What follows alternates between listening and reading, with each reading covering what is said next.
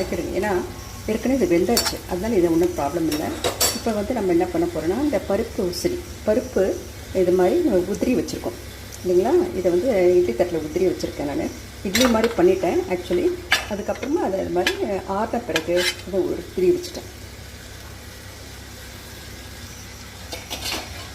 அப்புறமா இதுலேயும் நான் உப்பு, காஞ்ச மிளகாய், பெருங்காயம் போட்டிருக்கேன். அதனால் நீங்கள் திருப்பி உப்பெல்லாம் போட தேவையில்லை.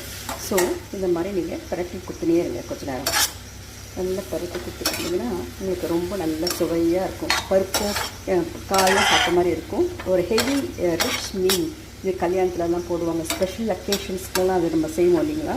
இந்த பருப்பூசி, பருப்பூசி பீன்ஸில் பண்ணலாம், அப்புறமா அவரைக்காயில் பண்ணலாம், அப்புறம் வந்து கொத்தவரங்காய் அதுவும் ரொம்ப ஃபேமஸ்ஸு, அதுலேயும் பண்ணலாம். இன்றைக்கி என் கையில் பீன்ஸ் இருந்தது, அதனால் நான் பீன்ஸ் ஊசரி மாதிரி பண்ணியிருக்கேன். இதுக்கு என்னென்ன இதில் கடலைப்பருப்பும் தோரப்பருப்பும் ஈக்குவல் அமௌண்ட் நீங்கள் எடுத்துக்கணும்.